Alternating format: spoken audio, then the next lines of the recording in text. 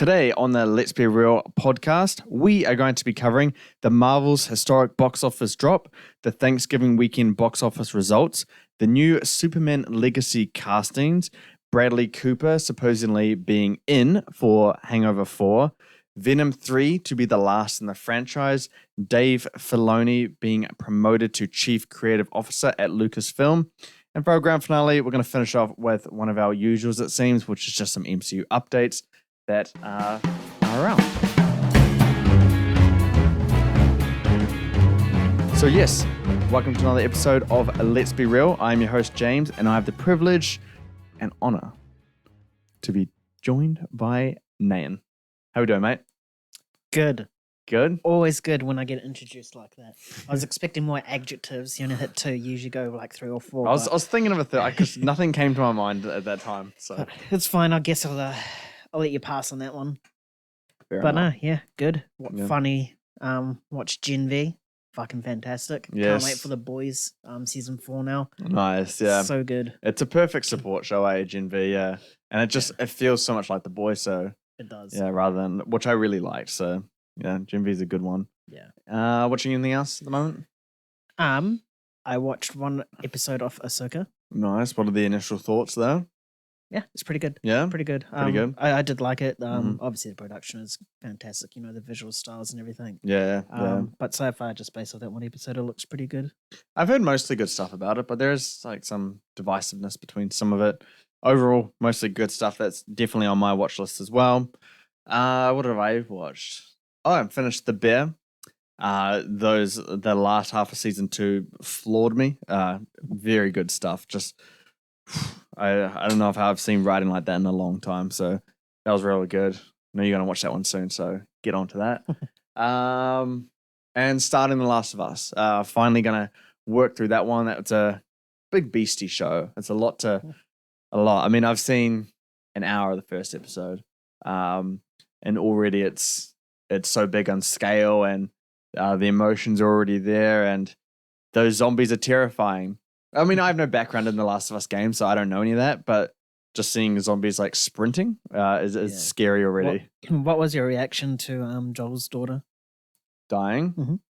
I kind of saw it coming. I just feel like I don't know if I even knew that, but it just felt like it was coming. Yeah, 'cause that was a huge moment in the game. If you have time, just go watch that scene Yeah. in the game. Mm. Because I think it's a lot more devastating in the game than it is actually in this. Oh, really? Yeah. Interesting. Yeah, I might like watch one of those kind of YouTube where you kind of just watch the cinematic pieces of that. I might do that one time, yeah, and get a good comparison to see how it translated to a TV show. Yeah, because I think the first 2 episodes is very, very, very close to the source material, like almost line for line from the game as well. Really, and then it kind of goes off into its own thing. It does, and then it comes back for a bit. Oh, interesting. Well, yeah, I might get onto that when I can. Yeah. Should we drop some news on the potty? Eh? You know, my little life update that came through this week. If you want to do that, yeah. I feel like it's worth talking about in case people are watching. But yeah, I am officially moving across the ditch to Australia from New Zealand with my girlfriend. And yeah, we're going to be starting a new job and all that stuff over there. So podcasts will change. We don't know the specifics yet, but we're going to be changing things hopefully for the better. But and it's going to be in a very different thing. So just stick with us in the adjustment period, and we'll figure it out. It's still going to be just as fun, and I will have more adjectives to describe Nan throughout those. Demonstrate. So, exactly. Yeah. Besides that kind of news, you guys know the drill. Slide into our DMs on Twitter with any topic suggestions or with anything you want to talk about. And, we might just talk about it on the show here as well. Otherwise, jump on over to MovieGainz.com for all movie-related news that you want. Shout out to you guys for being a part of the day. We appreciate being a part of your day, and we're here to entertain, inform, and give bad movie recommendations. So, without further ado, let's get to it. So, we're going to open up with the Marvels, which has had a bad box office run. I've been saying for a couple of weeks here on the podcast now that the Marvels and the Flash are having a battle for biggest flop of the year. I think Marvels takes that, wins that one for the year now. So it dropped, get ready for it, 78.1% from 46.1 million to 10.1 million. 78.1%. That's unheard of. You know how it's unheard of? Let's get to more facts, eh? That is the 25th worst second weekend drop for a film of all time. 25th. It's the third biggest drop in history for a film debuting above 40 million. So the other ones are above it with stuff that drops like rapidly. Halloween Ends and Friday the 13th. Horror movies where they go see it for Halloween weekend, drops off. Marvel said that. Third. And it's the biggest drop for a superhero film ever. And we've had some stinkers from superhero movies, especially this year as well. And so now we're looking at the projections for its entire box office run. It will earn less than 100 million domestically, and it will earn around 200 to 250 million worldwide, which is its budget. So, Nan, what do you make of this box office performance from the Marvels?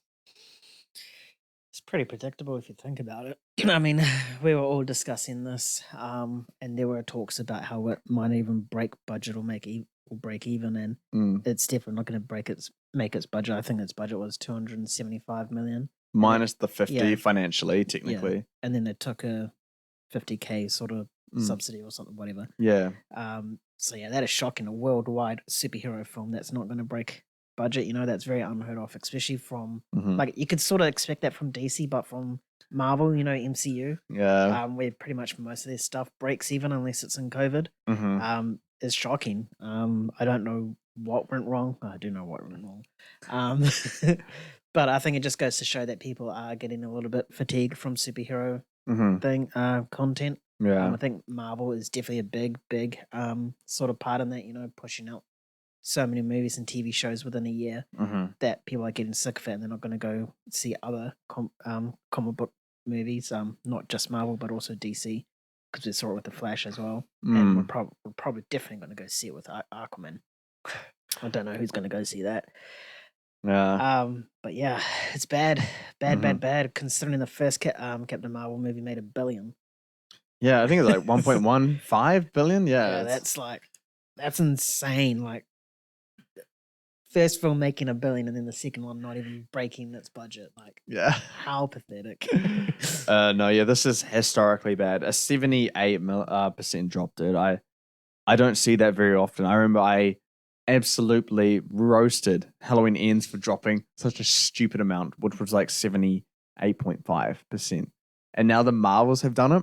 I don't think Marvels would drop this bad. I thought that people liked it, It had a fresh rating. The audience score was doing well. I think, the cinema score was B. And we've had this before. We've had, Mission Impossible second weekend against Barbie and Oppenheimer opening up and that historic weekend as well. And nothing's dropped like that. So 78 is crazy to me. And what opened against it was Trolls and Hunger Games. Nothing. There's not like significantly like major competition there. That's surprising. But yeah, I think there's not one reason for this. There's loads of reasons that all made the entire result, I think. And you covered a bunch of it as well. Obviously, stuff the actors couldn't promote, that plays a part in it. I think superhero fatigue might be the biggest one because if you look at Aquaman's early predictions, the opening weekend's around like 35 to 43 million for opening weekend, which I think the first one opened above 100 million, or I think like 90 million or something like that. Opens around Christmas time, so the longevity of that holiday run, how they usually go, that could play a part in it. But the fact that all these opening weekends are so far below their like predecessors kind of points towards some superhero fatigue. Even Guardians of the Galaxy 3, which is like we were talking on that chat, like I think during the week, Guardians of the Galaxy 2 came out, and then they had Exposure and Infinity War and Endgame, which kind of like everyone saw. So now Guardians are a well-known A-list comic book property, right? And then you got James Gunn doing this. It comes out to amazing critic reviews. Everyone loves it. Yet it still only debuted like below the second one by like nearly 30 million. So I think superhero fatigue really does play a part in these. I think it'll be interesting next year. Deadpool 3 may be the ultimate sign, because we're going to cover a little bit more on Deadpool 3, but it's looking to be big. If people can't get into that, then what are they going to get into, you know? Yeah. Yeah. I don't even know what other superhero movies come out next year, because Marvel has one movie. DC's not around. Spider-Verse got delayed. Is it just one? Is Venom 3? No, what's that movie? You know, Oh, Madame Web, yeah. Oh, and Craven got delayed till next year. Oh yeah, Craven. So it's pretty much one Marvel film and 3 Sony's. Is Venom? I'm pretty sure Venom's next year. So it's just hot garbage and Deadpool 3. So just hot garbage. Nah, I mean, I think Deadpool 3 could be a lot of fun. Yeah, I know. I just want to keep the meme going. Yeah. Might break the meme though. We'll have to see. Otherwise, we'll move on to other box office news. So, obviously, not here in New Zealand. It's not Thanksgiving weekend, but over in America it is, and that's a 5-day weekend for them. They get 2 days off for Thanksgiving. New Zealand, can you please have a Thanksgiving weekend here? I would love 2 extra public holidays off. Yeah, and or Australia now, actually. I'd love to have a day where I just eat a turkey. We need that. Is there a New Zealand version of Thanksgiving? No. No, there's not.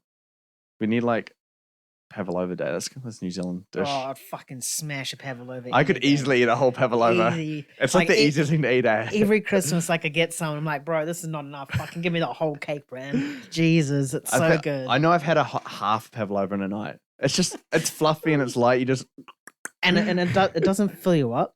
No, as no. Well. So that's why it's so easy. And then if you have fresh fruit on top as well, oh my god, you guys, that's not in New Zealand.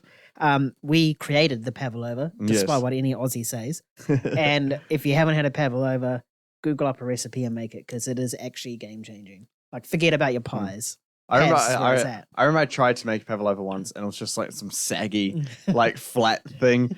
So make it properly. Don't make it like I did. And add it to your Thanksgiving dessert menu for next year. The best way to describe a pavlova is it's like a meringue, but not as hard. Yeah. It's like eating a cloud that's sweet. Yeah. It's like 100% sugar or some shit. It's not healthy at all. And that's how some food gains. Yeah, but we'll talk about the box office now. So the 5-day holiday haul, we have new movies releasing this week, which were Napoleon, Wish, and Thanksgiving, of course. So it's looking like the 5-day results for this is, at number 1 is Hunger Games, still number 1 from last week, for 41 million for the 5 days. And at second, Napoleon at 32 million. Wish at number 3 with 31 million. Trolls 3, second weekend at 26 million. And Thanksgiving debuting at number 5 with 10 million. So keep in mind, these are 5-day weekend estimates. What are your thoughts on Hunger Games retaining the number 1 position? And considering it made 44 million last weekend, 41 million for a 5-day haul against competition coming out. What do you think about that? I think that's really good. I mean, it is a decent film despite what critics say. It's actually a really good film, and it definitely does a lot for the Hunger Games franchise. So I can see why people would want to go see that over the other content. The other content is a washed up, superhero film. Disney losing their touch. A horror film that is based on Thanksgiving, but outside Halloween. And Trolls. Yeah. Really. So if you're going to spend your money, what are you going to pick? Oh, and Napoleon, which is a bore fest. So yeah, Napoleon, I'm surprised they even pull that much, because I thought it would be very, very, it's like sort of a niche film, not many people would want to go see a film about Napoleon based on the trailers. Yeah. Maybe Ridley Scott's name has something to do with it, but who knows? But yeah, Hunger Games, I'm not surprised by that. I wouldn't be surprised if it retained that next week as well. Number 1 spot. I don't even know what comes out next week. Me neither. Yeah. I mean, I'm basically the same. I think the Wish is really surprising, because the Disney animations, specifically Disney princesses, they love to drop them on the Thanksgiving weekends. Frozen, Moana, they've all done it, and they're big at the box office, and they usually like ride out a really strong wave all the way through to Christmas. But it doesn't seem like it's getting it's not well liked. not by critics, not by audiences. I know that the cinema scores A-, but Frozen and stuff have been higher than that. So I don't think I don't see good stuff for Wish in the future. Napoleon being above Wish is shocking to me. Like that's very surprising. And honestly, I'm happy about that because as much as I didn't like Napoleon, and I'll probably like Wish more than Napoleon, I'll be honest with that, which we see on Saturday, I believe. Napoleon is a risk by studios and investing a lot of money into an original film. And I know Wish is original, but it's a different kind of original. It's a really bold, risky kind of movie. So I'm glad that people are putting faith in that. I would say that the trailers actually did a favor to it and helped it in the box office in this case. I don't think people are going to like it when they come out of it, but the trailers looked awesome. Me and you were like, we saw the trailer and we're like, oh shit, this actually looks pretty good. Yeah. So I think other people might think like that and then want to go and then have a whole different experience with the film after it, as we did. Hunger Games being at 41 million. I know it's a 5-day thing, but that's still like a... Do you know the 3-day results? Oh, 4-day.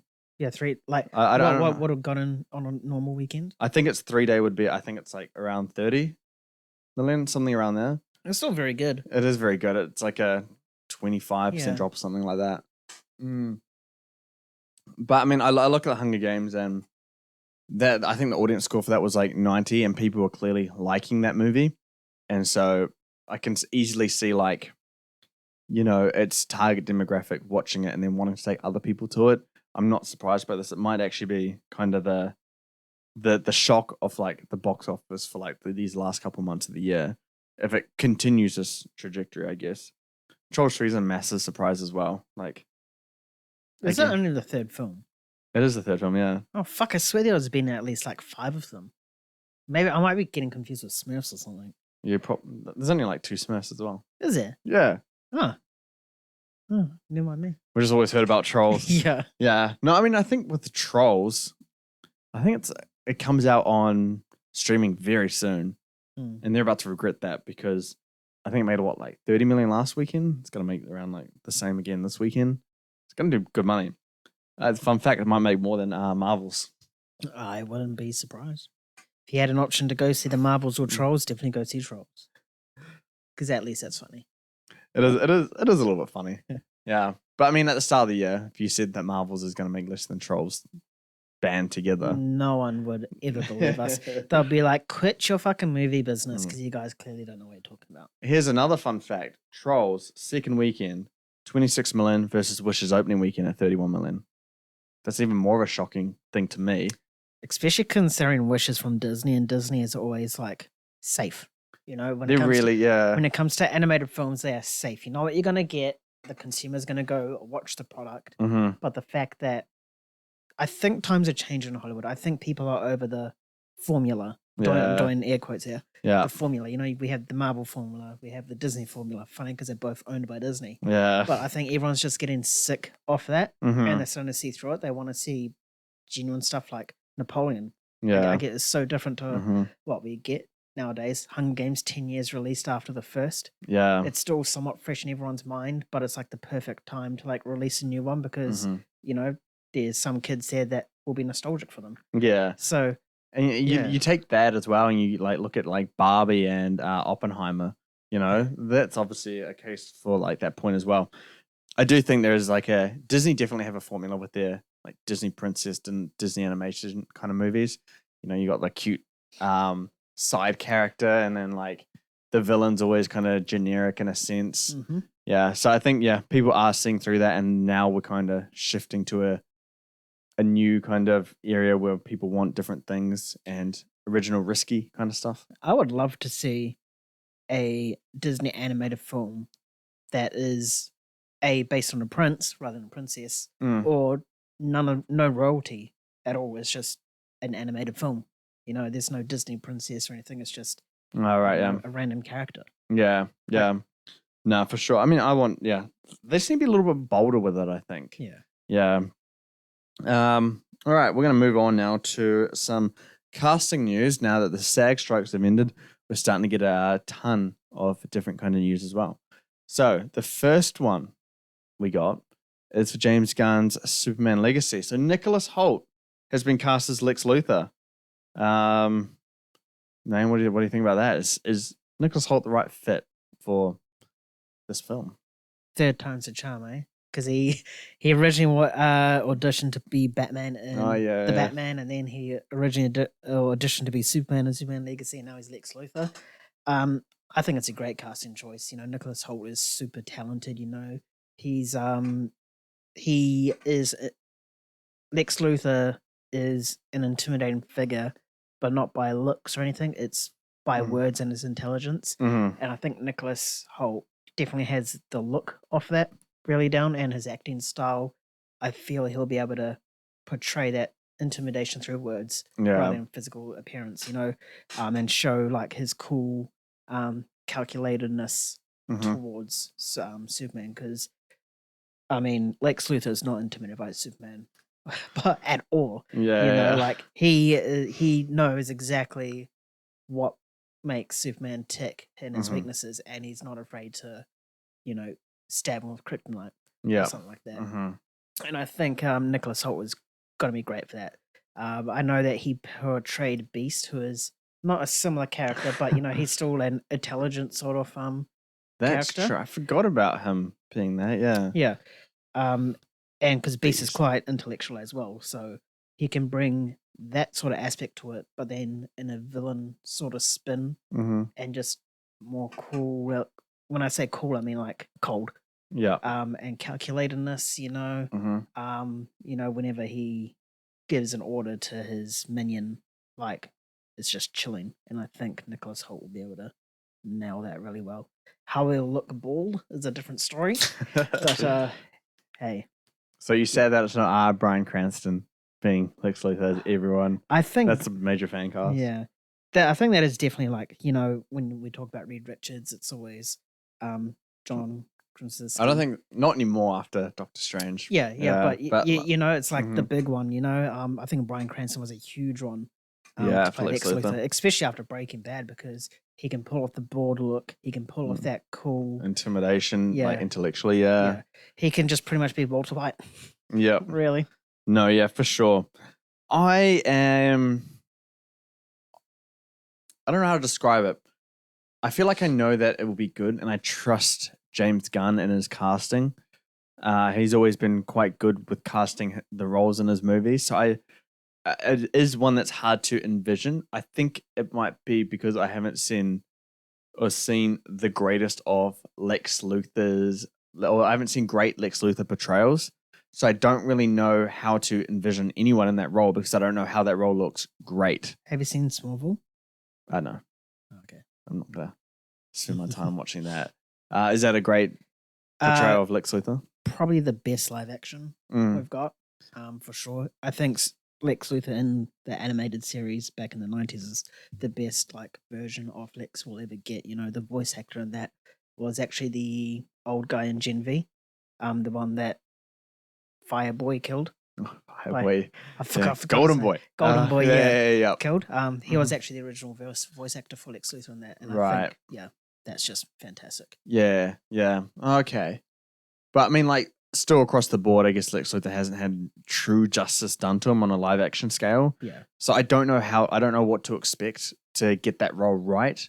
So I trust James Gunn to find a way to make sure that it's as good as it possibly can be. And I guess Nicholas Hoult deserves his time. He's still quite young. I think at 33 years old. David Corenswet, I think 26, 27 maybe. Yeah, I think the ages between them is perfect. Yeah. A young Superman, and then Nicholas Hoult is still that right age to be a billionaire sort of person. He's not like old. Maybe if he's not even like a billionaire, it's like the rise of Lex Luthor. Maybe not him being like already established Lex Luthor kind of thing, Yeah. And I think if that's what James Gunn is going for with this universe, having them both be young and build them up together, I think that's kind of perfect then. I think they're going to balance each other out really well, and we're going to get some, really good battles down the line. Maybe not on Superman Legacy, but I don't know. It can be very interesting. And I like the idea of the cast being young for this. And I mean, we didn't have the podcast back when Batman vs Superman days, but I remember being very like before the film came out, very against the idea of having an aged Batman when you're trying to start your universe. To me, that made no sense. It should be the origin of him. Like, it made no sense. So I'm glad it shows that they're learning a little bit here and being like, okay, we'll start fresh. We'll start with like the young cast and we'll build them up through time. So hopefully that's what they're going for. But another piece of news for it, and this is one I don't really know too much about. Skylar Gisondo cast as Jimmy Olsen in Superman Legacy. So, yeah, how do you feel about that one? I barely know any of his work. But just based on looks alone, I think he's a good, Jimmy Olsen. He looks like a Jimmy Olsen. So I'm sure he'll do a good job.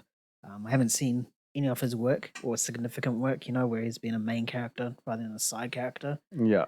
So it's a bit hard to comment on this one, but just based on looks alone, yeah, it's good. Interesting, because I'm on the other side of that. I've seen a lot of his work, and I don't know much about Jimmy Olsen.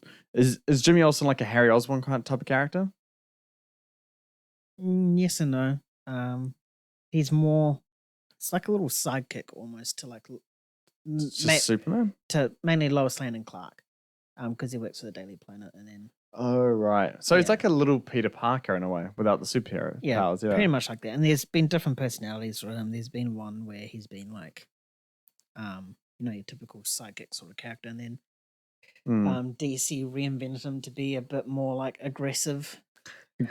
Yeah. Oh, so does he get like powers in the end? No, it's just what do you mean aggressive? Run around, hit people in the newsroom? I don't know. It was weird to see, but yeah. But yeah, no, I'm just going through his stuff on IMDb, and like I'm seeing a lot of this stuff. Yeah, because he's been on a lot of bad Netflix productions, and when I'm with mates or with somebody, we put on really bad Netflix stuff, and you kind of just laugh at how shit it is. And so I've seen a lot of him through that.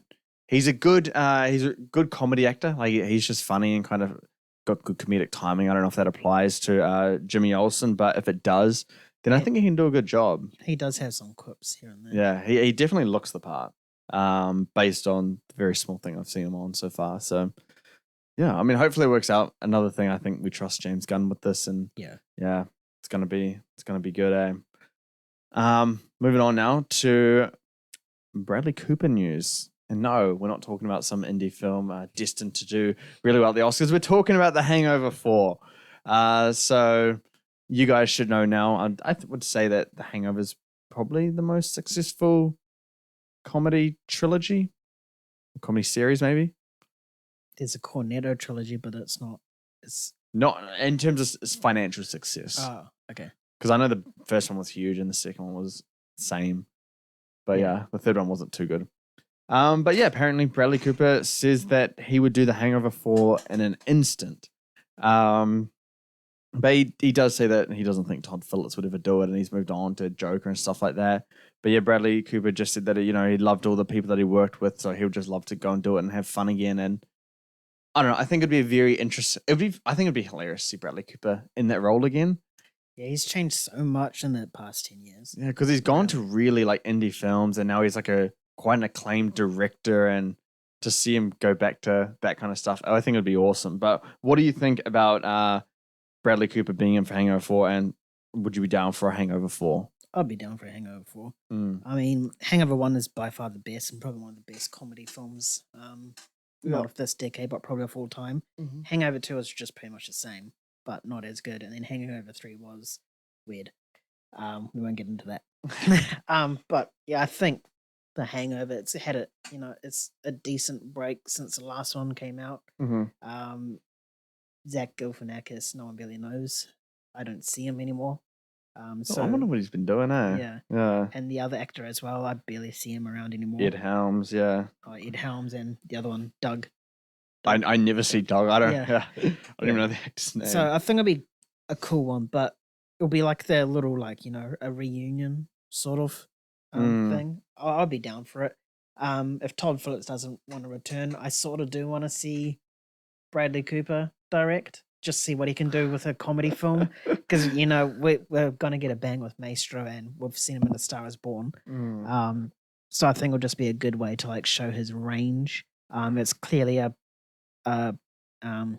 franchise that he's worked with enough, so he knows exactly what it's like and what to expect. So, and he's clearly passionate about it. If he said that he'll be keen to do it instantly. So yeah, I think that'll just be a little fun thing for him. I mean, it might ruin his filmography directing wise, but gotta take a risk, man. Yeah, no, I didn't even think about that. That's an awesome idea. If you have Todd Phillips not going to do it, then you do it. You know, like I think you could command that right now. And you know, with a Maestro and A Star Is Born, he clearly loves musically driven stuff. So again, Hangover 4 could be a good challenge. I'd be down for Hangover 4. You probably know that Hangover first one is my favorite comedy film of all time. I love The Hangover. I think I've seen it probably around 10 to 15 times. And we'll go back to a point where, do you ever remember those like Walkmans? There's like a Sony Walkman, and the screen must have been, you guys can't see it because we're not on video, but it must have been like an inch by an inch and a half. It was tiny. I would watch Hangover. My dad would take me to work, and he's a construction worker. And so I just sit in the van and do stuff. And so I watched The Hangover on that little tiny screen. And I think I watched it a few times on that screen. It's not the ideal viewing experience by any means. But that's how much I kind of love The Hangover. So I would love to see Hangover 4. But then again, I remember Hangover 2 and 3, they weren't really that good. So I don't know how Hangover 4 could work. The only way I can really think about it right now is like a passing of the torch kind of thing. But even for this, I don't know how it'd be. Perhaps entirely new characters, same concept, but new characters. With Bradley Cooper directing, I'd kind of dig that. Yeah, because having them return back for another Hangover, like the whole concept is them forgetting the night before, and like how do you do this 4 times in a row? Like, come on, you got to mature up at some point, you know. So it doesn't make sense narratively, but I would love Bradley Cooper to return for it, but in the director's seat this time and behind the camera. Or he could play like an interesting cameo, you know. What's that guy? I forgot his name. In the first one, and he's like the casino. They steal money from him at the casino. And he like jumps out of the trunk. And he's like naked. Oh, Kim Jong? Yes, yeah, like that kind of like role where he just kind of comes out of nowhere and it's just like wild and, you know, erratic. I just think it would be absolutely hilarious. So yeah, hopefully some Hangover 4. We need more comedy in this world, I think. We don't have enough comedy movies. But yeah, we'll move on now to some Venom 3 news, talking about good old Sonyverse before. Now we're going to talk about it now. So Tom Hardy shared a statement regarding the restarting of production on Venom 3 after the strikes, of course, hindered the progress for this film. And in the Instagram thing, he reveals that this has been the last dance, which, if you don't know, that is kind of referring to the Michael Jordan The Last Dance TV series. Last Dance implying final time, final outing kind of thing. And so that's what he's meaning by this, at least that's what everyone's gathering from it, implying that Venom 3 is the last Venom movie we're going to get with Tom Hardy. So yeah, well, what do you make of this news here? Yeah, thankfully. Thankfully? You don't like the other ones? No, they're pretty average. I just don't like the way that they've portrayed Venom in all 3 movies. You know, he's been sort of an anti-hero where he's just an out-and-out villain. Mm-hmm. I would have loved for Tom Hardy to start opposite side Tom Holland as his villain, as Venom. Yeah. I think that would have worked way more better than having 3 films. Mm-hmm. So I am sort of a bit happy. I mean, you know, Venom vs. Carnage, it's just 2 villains going ahead. You know, it's just stupid. It should have been Spider-Man there. Yeah. It's dumb. So yeah, I'm a bit thankful that that's happening. Tom Hardy was great as Eddie Brock. Don't get me wrong. So he's by far the best part of Venom. But I think just what they've done to the character has sort of made him an anti-hero, and I hope people don't expect, say if he pops up in Spider-Man 4 or 10 later down the track, that they don't view him as an anti-hero because he's just a villain. You know, you don't like him as an anti-hero?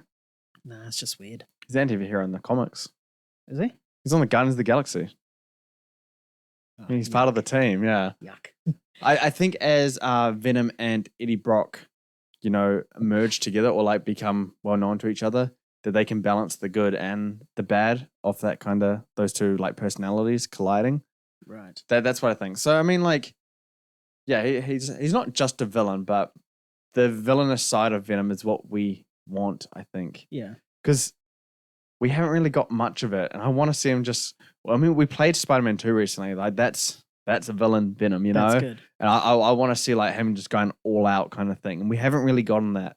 And so I do think these Venom movies have accelerated the transition to becoming like an anti-hero, or like somewhere in the middle.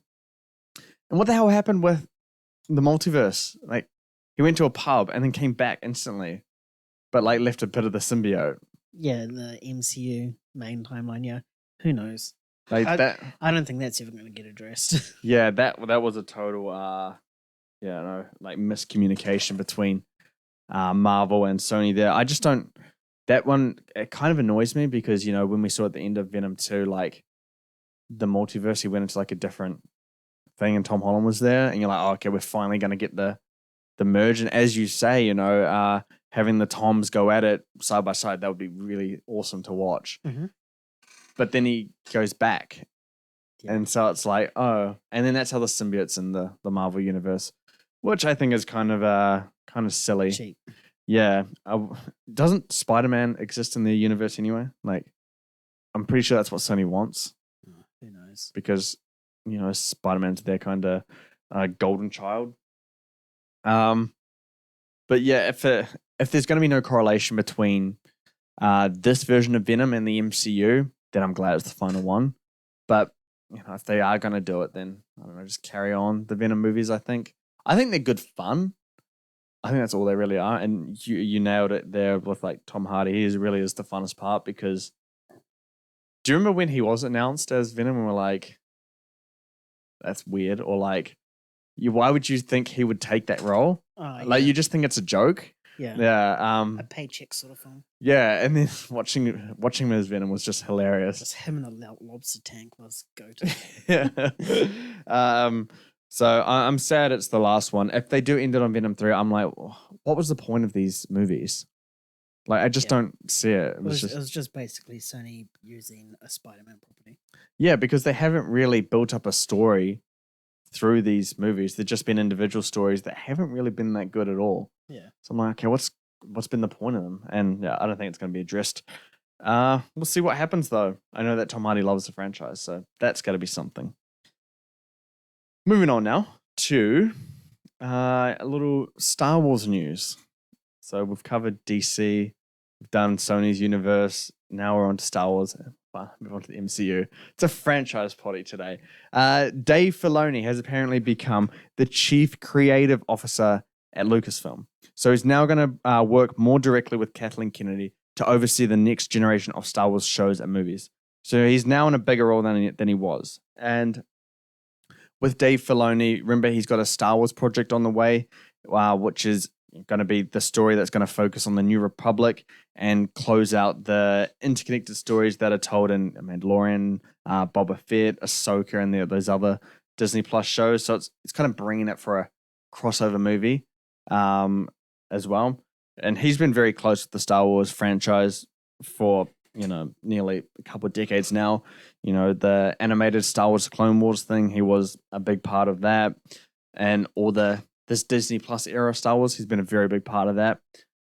And I think Lucasfilm was finally starting to understand how to do Star Wars a little bit better.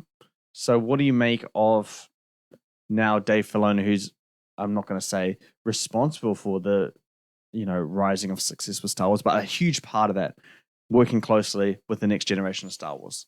What are your thoughts on that? Yeah, I think it's good. We're finally going to have one person. Let's just say he's the Kevin Feige, the showrunner, overseer.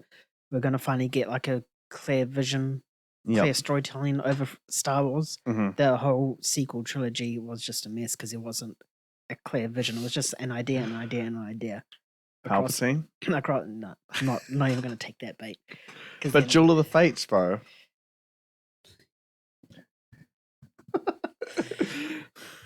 it'll be nice to have a clear vision on Star Wars. Mm. Because we had this discussion over the weekend that Star Wars is probably one of the top 5 pop culture things ever of all time, yeah. But it doesn't really feel like that with the movies because it's just, you've said it before in previous podcasts that we've had more bad Star Wars films than good. That's true. Which is true. But I think Dave Filoni is really good. I mean, he worked on Mandalorian, Ahsoka, Book of Boba Fett was a bit meh, but I feel I can't remember what he did in that, if he directed all of them or just some of them. But if I had to pick the 2 episodes that he did, it'd be those Mandalorian episodes for sure. And then he also did the Clone Wars as well. That's insanely beloved by the Star Wars fandom, and that's actually a really fantastic show. So I think he gets Star Wars. Yeah. He knows what it should be, and I think he also knows what the fans want as well. That's why there's an Ahsoka TV series and, bringing all these characters from the Clone Wars into live action that is just nostalgic for the people that watch the Clone Wars. So I think it's a great idea, and it'll be nice to finally have a clear vision, a clear story across multiple Star Wars projects for once. Yeah, no, I'm definitely in agreement with that because I think in this case, if we want to compare it to Marvel, Kathleen Kennedy will be like Bob Iger, and then Kevin Feige will be like Dave Filoni. Not sure if that's going to translate the exact same. I don't think it will, but that's kind of how you can see it. Kathleen Kennedy is the head of Lucasfilm, oversees everything, same as Bob Iger at Disney, who own Marvel, as they own Lucasfilm as well, but hopefully Kathleen Kennedy can assign enough creative power to Filoni to guide this universe as it builds up again. And I think it truly is finding some consistency, and it's well needed because I don't know. Do you think, let's say all the Disney Plus stuff was bad, would everyone check out a Star Wars? All the Disney Plus stuff was bad. Yeah, Mando, Boba Fett, Obi-Wan, Ahsoka, Andor, all bad. I think they would have just gone, this is Star Wars. Yeah. If you know what I mean, because prequel trilogies, mid. Sequel trilogies, mid. So if you have the live action stuff that was similar, it would just be like, oh, it's just another Star Wars film. So people would be out of it, yeah. Yeah, but because Mandalorian stuff is good, people are just like, oh shit, there is good Star Wars content out there that can, be done right. Yeah. So that's probably why people keep coming back. But if it was just mid, people just be, oh, this is like, I know what I'm getting. The Disney formula, Yeah. Star Wars formula. Yeah. I think what I like about the new direction for Disney Plus stuff is like the focus is back on Jedis and with lightsabers and stuff like that. I think that's really the kind of the centerpiece of the entire Star Wars franchise. So I'm glad they are focusing a little bit more on that and having these shows just be a little bit more connected. I think is good as well. They're just really finding a nice balance. They haven't figured out movies yet. That's the next path moving forward. I'm still very skeptical about any Star Wars movie, and I don't know any Star Wars movie that's coming soon that has a release date. They're all just projects up in the air right now. Tigers. No, I will not watch Tiger. I might not even watch that movie. Depends where I am. I don't want to watch that at all. Why? You gotta say stuff like that. We've seen Next Go win, so that's why I'm having a very negative response to Nan's comment. I don't like Taika Waititi as a director for a Star Wars movie. But I am excited for James Mangold's movie. I think that concept is fantastic. Yeah, the First Jedi. Yeah, and having it be like kind of like biblical and religious in that sense, I think is very interesting. And we got some comments from Daisy Ridley recently regarding her Star Wars one. She says she's excited to be back in that role and being in that movie. I think that could be very interesting. Could be good as well, depending on how they handle the character. Yeah, I think her character in the sequel trilogy was probably the one that was the most dirtiest. She got done bad because she was John Boyega got done bad. Oh yeah, that's true. Yeah. But I think the fact that she was the main character and all 3 films, her stories were changing. Yeah. Like Rise of the Jedi, The Last Jedi was supposed to be the defining moment where we actually understood who Rey was, and turns out she was a nobody. Okay, cool. And then turns out she's Palpatine's grandchild. Oh, in the third one, it's just like, the hell? Yeah. And I think it goes back to how there was just no clear vision. It was just Disney brought Lucasfilms and like, cool, let's pump out Star Wars stuff. Yeah. And they just did movies and without thinking about it. Yeah. They messed it up really bad. Yeah. Really, really bad. But yeah, no, I'm super excited for Dave Filoni to be able to be taking control of this universe, or a little bit more creative control, it seems. I really want Star Wars to get back on track. I think these Disney Plus shows are slowly killing my skepticism of Star Wars. Because before I was like, Star Wars should be a very rare thing, coming once in a blue moon. You nail it, you go again. You know, that's kind of what Star Wars is when it's at its best, I think. Mm-hmm. But if we're going to have Star Wars regular content, it feels like Dave Filoni knows how to do that where it's satisfying to the fans. And I actually commend him for being a part of projects that lean a little bit more into fan service, because people view fan service as an awful thing. And I think it can be good if the story supports it, you know? Yeah. Yeah, not forced fan service, of course. Oh. But yeah, no. Looking forward to more Star Wars. So I'll say that very skeptically, but I am looking forward to more Star Wars. I don't know what comes out next. I think it's Andor next, man. Is it? Yeah. Season 2. Season 2 in 2024. I know that much. I don't know what else is coming out, but very excited for Andor Season 2. I'll be watching because that's my show. You were the one that got me into it. Yeah, man. You're welcome, dude. I saw it and I'm like, I know who'll love this. Name will love it. We're going to move on now to our next franchise of the day. That's the MCU. So there's a lot of updates here from one of the inside scoopers, as people love to call them. We've got a bunch of goodies to talk about, so we'll just go through it kind of one by one. So, Season 2 for some Disney Plus shows are reportedly in the works. So we got Miss Marvel, Moon Knight, and She-Hulk getting a second season. So, I know you haven't seen She-Hulk, but you've seen the other two. Is there room to continue the stories for Moon Knight and Miss Marvel? For Moon Knight, definitely. Mm-hmm.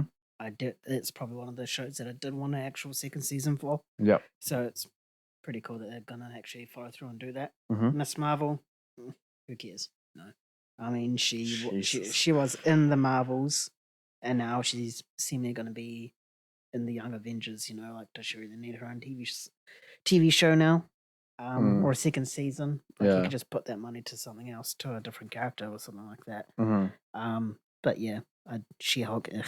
Haven't seen it. No comment on that. You'll comment on it because you've seen it. Yep. But yeah, Moon Knight, I think there's definitely room to be explored on that for sure. Yeah, no, I definitely agree on the Moon Knight thing, and I feel like it feels like a series kind of character, you know? Yeah, and with Miss Marvel, you know, I've seen half the series. I'm still getting through it now, but yeah, Miss Marvel, I think, she's at the point where she's been upgraded to movies. So probably, you know, you can spend that money elsewhere, like you said. She's going to be in movies from now on. So use the feature length kind of format to continue her story and try and build up another character through a series. I don't think she needs a season 2. And in fact, she's probably going to be a larger part of the MCU to the point where it's almost a disservice to have them on as a Disney Plus show. Yeah. I think Disney Plus shows are reserved for the smaller characters getting fleshed out and stuff. As for She-Hulk, oh man, I did not like. I think She-Hulk is genuinely the worst thing that Marvel has ever produced ever. Like it's horrifically bad. Like, and I've disliked a lot of Marvel things, especially recently. But it was always like a dislike where it's like I didn't really like that. But then this one, I was like watching it. I'm like, holy shit, this is hard to continue. Like, thank God it's serious. I can pause it right now and leave.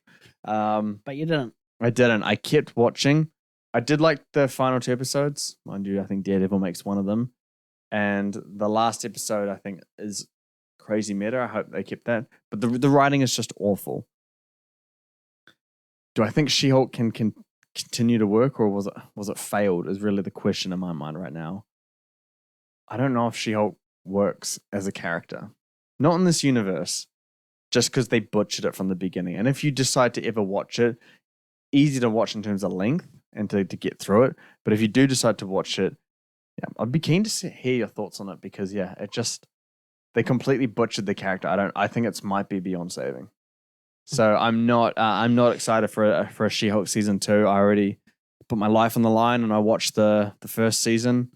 I don't know if I have the strength to get through a second season. Might kill you, bro. Huh? Might kill you. Yeah, exactly. I feel like I aged while I watched it. I feel significantly older. Wiser, yeah. I don't feel as happy anymore. Like there's like a coldness in my heart that's just, I've been really struggling to feel lately. Like it numbed me. Welcome to adulthood. Yeah, it's really adulthood. She-Hulk just rapidly sped up the process. Yeah, but otherwise, excited for more Moon Knight. But I think there's better Disney Plus ideas out there. Oh, definitely. Yeah. Also, we have more news regarding some build up to Avengers Secret Wars, which is about time because the movie's only, 3 years away or something like that? 2025? I'm pretty sure it's 26, but it's crazy to think about because it feels like there's been no build up at all for it, right? Yeah.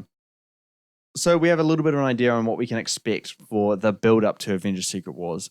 You know, the build up to Infinity War and Endgame, they had the prominent movies that stood as that. Civil War, for example, was a big movie leading up to Infinity War.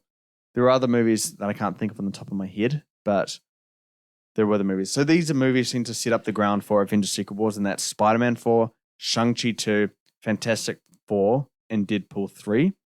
They're the ones that are going to be setting up Avengers Secret War more fully. So, yeah, what do you think about that? I think I'm more surprised by Shang-Chi because he seems like a sort of side character. I would say, do you remember the post-credit scene for Shang-Chi? Yeah. I think that might have something to do with it. I think so too, but just whenever someone thinks, sorry, I thought my arm was bruised, but it wasn't. Got sidetracked. I think Shang-Chi he doesn't strike me as the leader or a leader or a main staple of the Avengers, you know.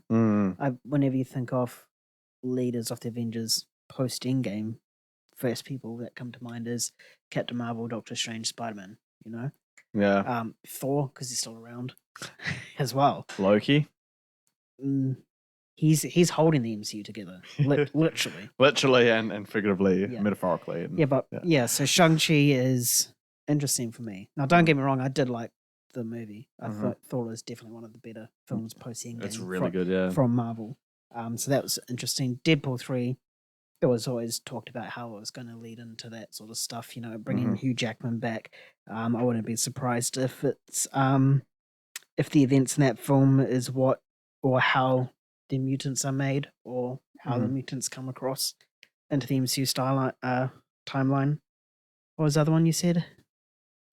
Spider-Man 4 and Fantastic Four. Oh, yeah. Obvious, you know. Yeah. Fantastic Four is the new sort of generation of the MCU. If that makes any sense at all, you know, they're going to be the main players going forward.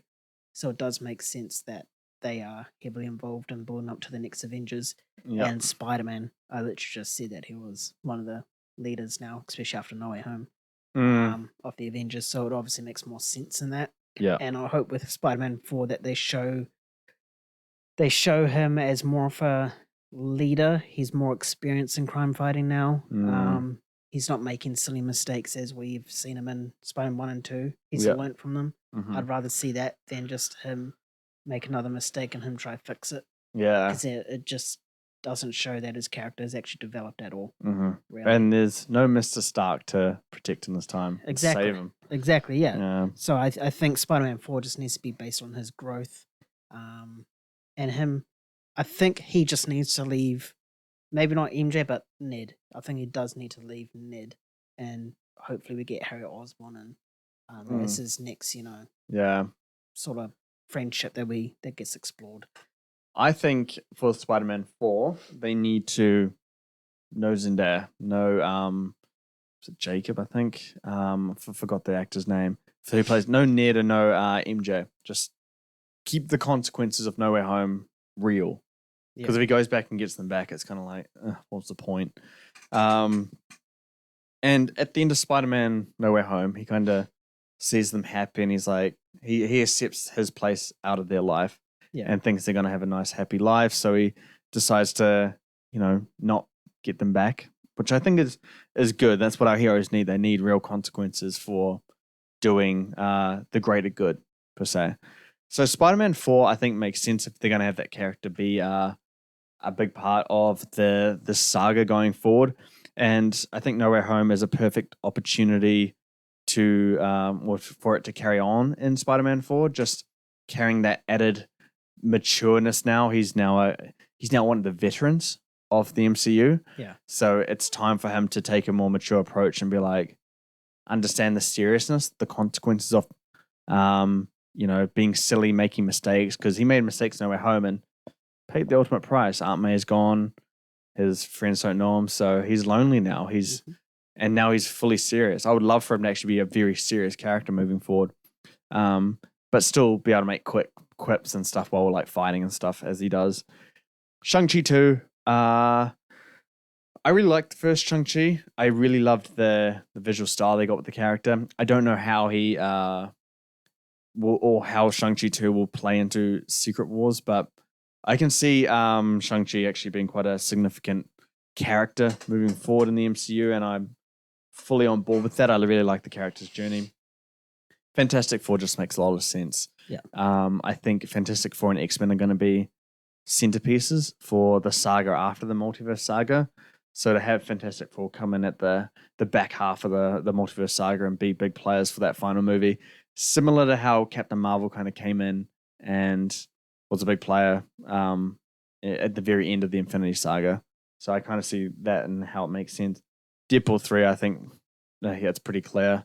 It's got the TVA in it apparently. They're going to go hunt down Kang. So that's obviously a big one, how this whole multiverse thing comes together.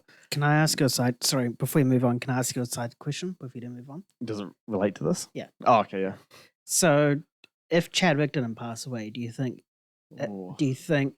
he would have gotten a third film?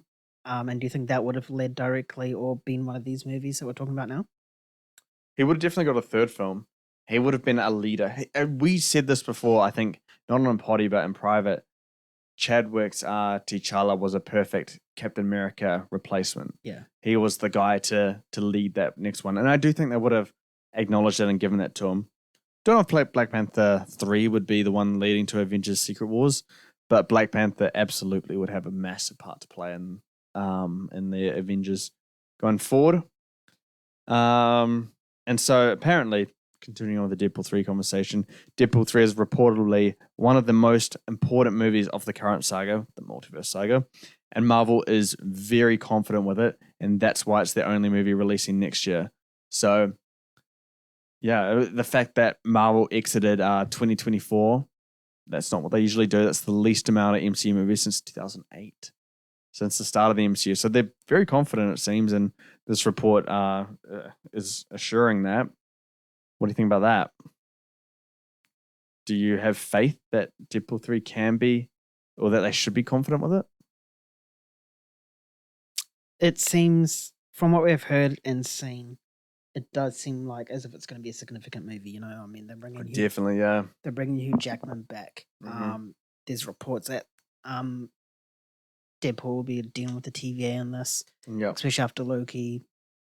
The TVA and Loki is a massive part of the MCU now. Mm-hmm. Loki indirectly. Yeah. So I think it does make sense. The fact that they pushed Captain America 4 out is weird, considering that is finished filming. But apparently there's issues with that film, so there's probably a different layer to that that we'll explore probably, hopefully never. But I think they're putting all their chips into Deadpool. They're sort of making it as an event film. I think we can take this as our Civil War type of film. Yeah, that's good way to put it. Yeah. So it's indirectly an Avengers movie, basically. Yeah. So I think they do have that. And I think Marvel is smarter. It's smart, like they wouldn't push all these movies away and just keep that one there. Yeah. I mean, they had faith in it. They they had faith in Deadpool during the writer's strike. They just kept the release date the same because obviously it must be significant that they don't want to budge. If it was something that wasn't significant, it would have moved. But then ultimately they did have to move because of the strikes. Yep. So I think this makes sense when you think about it. Like if you really, really think about it and break it down, I think Deadpool 3 is going to be a big one. So the fact that Marvel is supposedly very confident with it, does it make you any more confident in it than you were prior? Because I don't think we've been very confident in Marvel movies lately. Does this add something for you? Not at all, but I am excited. Yeah. A bit more. Just the fact that Marvel is finally trying to build the saga now and lead to something. The fact that Deadpool 3 is going to be that. Yeah. Be a catalyst for that. You know, the first film we see from Marvel with this character and Hugh Jackman coming back. Those two reasons alone is going to be huge. Yeah. Don't think it's going to be R16, which is a bit of a bummer. Apparently it's R-rated. Oh, is it? Yeah. I don't know if it translates to R16 for us, but apparently it's going for the R rating. Okay, that's cool then. Yeah. Yeah. See, I forgot my train of thought now. But... Sorry. Yeah. Yeah, it's good. Oh, no, yeah, I'm excited for it, but I'm still not hopeful just because the Marvel products we've gotten recently. Yeah. You know, there's only been 2 good ones this year. None from last year. You know? Yeah. Yeah, we haven't really had much, have we? No. Yeah. So it hasn't been that great, but yeah, I mean, I'm glad it's R-rated. Because, you know, you got Hugh Jackman's Wolverine and Deadpool, 2 R-rated characters. And hopefully they can commit to the R rating there. Otherwise, yeah. No, I don't know, I wouldn't say I'm confident in it from a quality perspective, but my excitement from hearing the stuff with Deadpool, I am actually more excited for Deadpool than prior to reading these. Because now I know that we're finally going to get some development to the big finale of the Multiverse Saga, Secret Wars. And that's something we've been clamoring for a while now. And just the fact that I know that Marvel are a little bit more confident with it gives me a little bit of assuredness that there might be something here in quality. Don't know if it will be, but I'm definitely more excited for it just because I'm excited to see some actual progression with the MCU. And the final piece of all this Marvel stuff is some Fantastic Four news. So apparently Anya Taylor-Joy is reportedly being eyed to play a villain in MCU's Fantastic Four. So apparently, yeah, I heard a little further report to this that it was one of Galactus's heralds. So there's a wide range of those ones, but the main one is obviously Silver Surfer. What do you think about this? Should she? What character do you think she should play? I don't know how familiar you are with Galactus and his heralds. What character I think she would play? I don't know. I think Silver Surfer could be a good fit for her. If they want to gender swap Doctor Doom, maybe that's another way to go. Or as a herald as well. I think a herald would be the wiser choice, but Galactus can't be the main villain. I feel Galactus needs to be built up towards. And if the perfect way to do that is by teasing him in Fantastic Four. Yeah. In terms of Anya Taylor-Joy being a villain, I think it's fantastic. We see her. We've seen her in, I wouldn't really say a good guy sort of roles, but I can't remember a sort of a villainous sort of role that she's been in. Magic. Magic. What's it? I haven't seen. New Mutants. Oh, New Mutants. Yeah, that was like... She's a villain in that, but like she's kind of the anti-hero. Yeah, not a proper... When I say villain, I mean no anti-hero-ness. Like a proper villain. Yeah. So I think it'll be really great. We'll obviously test her acting capabilities as well. Yeah. In that, which is something will be great to see because we know that she's a fantastic actress. So it'll be awesome to see her play a villain as well. Yeah. In terms of her coming to the MCU, that's cool. You know, it's another established Hollywood persona coming over who's still up and coming as well. I think this will just push her further into stardom. Yeah. If you think about it, Queen's Gambit was the one that put her on the radar. Was it? Main one. Like we all know that The Witch was somewhat of her introduction into mainstream Hollywood, but I think people started knowing about Anya Taylor-Joy from the Queen's Gambit. Really. Yeah. And then she's been in multiple stuff since. Her being in Marvel just put her straight on the map. Yeah. Easily. Yeah, no, I mean, mean, I don't know. The report is that she's been eyed to, not that she's auditioning or that she's close to signing a deal. So it really depends on what role she wants to be or she's being eyed for. That's the one that I don't know. If it is probably a Herald, I would probably go with Nova, because Nova has a relationship with Johnny Storm, despite having an affair of fire. I think that could be a really interesting and just adding that kind of side character that can develop later on in Fantastic Four, and hopefully she has good chemistry with whoever plays Human Torch at the end of the day. I think I would go for that one because with Silver Surfer, it's some galactic human being coming from a different planet, and so it's another thing to build up. But if it's Nova, they start their journey on Earth, and she can already be a friend or already in a relationship with Johnny Storm, and so it's not the Fantastic Four like doing too much, because I feel like we've already heard reports about Galactus being like getting like casted, Mm-hmm. and so if we're gonna have Silver Surfer, Galactus, and Fantastic Four alongside this other stuff, I think it's just too much. And Silver Surfer and Galactus are two very large villains. I want the first Fantastic Four to be small scale. I know it's not going to be because apparently it's the groundwork for Secret Wars, but I want it to be focusing on the team mostly. I want the villain to be borderline nothing. I think the main obstacle should just be them finding their chemistry and being able to work together as a team without ego, So if you're going to have like a Avengers kind of villain show up, I think it's just too much in one movie, and you're not going to get much of the team and the four characters, because this isn't just a solo movie with Captain America or something. This is four big characters, so you got to spend a lot of time with like those four characters to get their backstory in there. It's going to be very hard to do with just them four, but if you're adding in all this other stuff, I think it's too much. Like, it reminds me of Amazing Spider-Man 2. Oh, all those characters coming in, it's just it's not enough. I mean, it's too much, sorry. So there's no space for massive villains in this movie, I don't think. Not at the start, but down the line. So hopefully it's a small scale villain or someone that's like will become the Herald by the end of the film and then teased for later on down the line, Yeah. Oh, okay. Well, that is going to do it for us today on the Let's Be Real podcast. I hope you guys enjoyed today's discussion as we went through all the franchise. Thank you so much for tuning in to us. Your support and engagement means a lot to us. If you liked what you heard, follow us on your favorite podcast platform and consider giving us a rating. You can also stay connected to us on X/Twitter and YouTube as well. Before we say goodbye, we just want to hear what you guys thought about this discussion. Did you agree with all the takes on everything, or did you disagree?